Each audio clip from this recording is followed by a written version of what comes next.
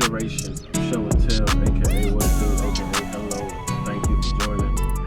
I was just going, in a sense, answer a question that I end up getting from people, and or that I want to answer just overall about what I do about my electricity situation.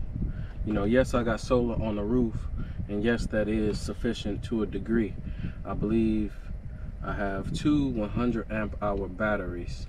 So those get charged from two 100 watt solar panels.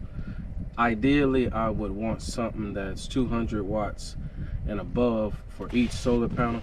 But right now, that's what I'm stuck with, since, you know, I came in the game just saving and trying to figure out, okay, what do I barely need?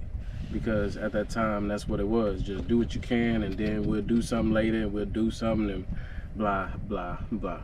So when I first end up getting my 600 watt, I guess, power inverter type situation, that was in reflection of whenever I got the solar panels, whenever I got the batteries, and I got an inverter, you know, just plugging in the inverter uses 2 or 3 watts instantly.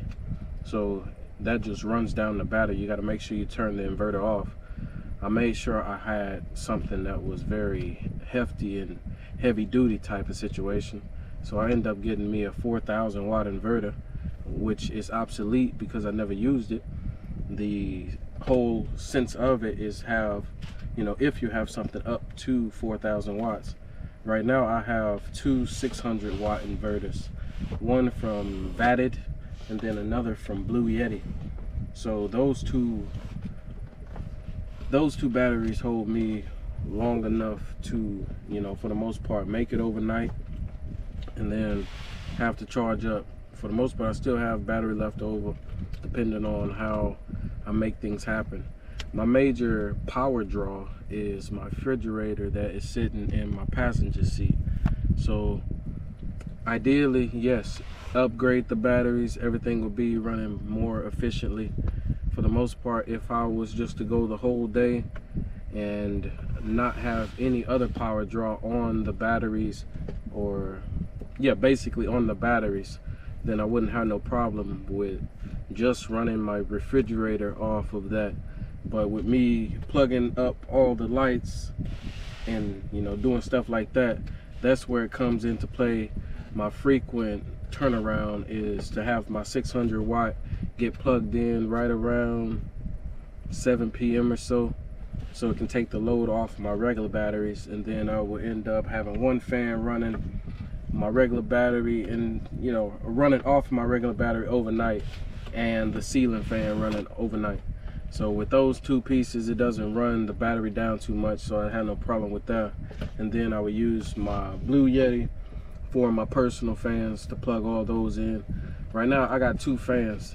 I guess this will also be a thought process on how to stay cool in the heat and all that type stuff, because right now I got one fan right here, another fan right over there, and you know, and then another fan right here. So 3 fans is enough. You know, I kind of wish I had another one, but when I went back, they were already sold out. But for the most part, still being able to run the fans, I can easily run those overnight and not run out. So that literally, that would be about 8 hours or more. So that is efficient. You know, usually I would have 2 Blue Yetis, just as I had 2 Vatteds, but I end up plugging a piece into the wrong one, and yeah, shorted it, you know.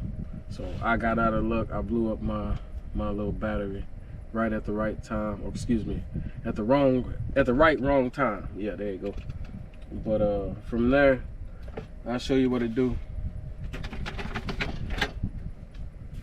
and then I'll give y'all a little bonus.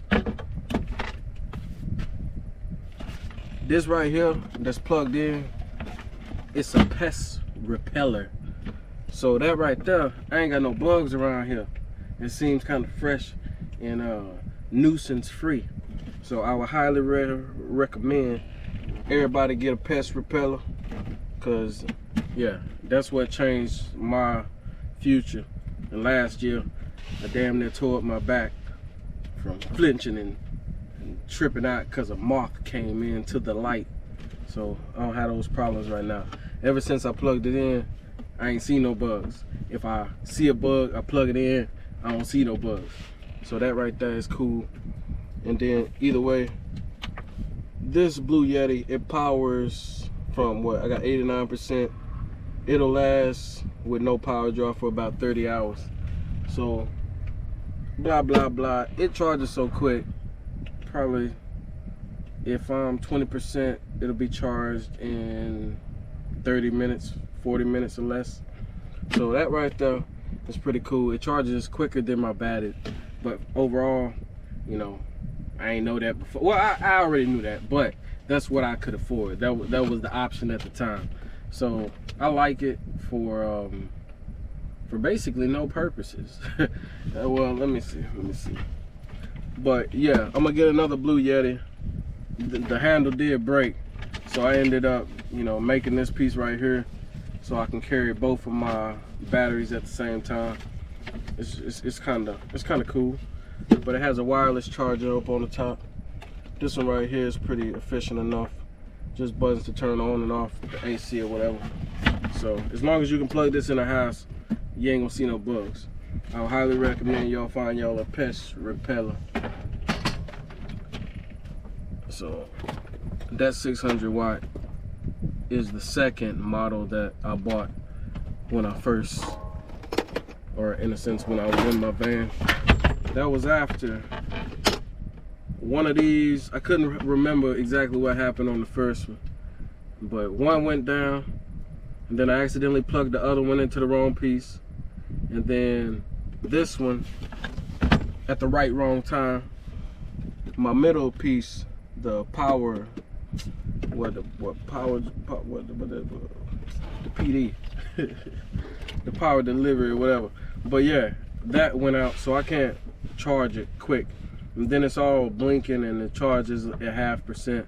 So overall, I don't know what happened. I would rate this, after 2 years of having this brand, out of a scale of 1 to 10, I would say it would get about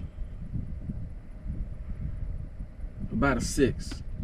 You know, I could have done better, but shit, I wasn't even that rugged on it.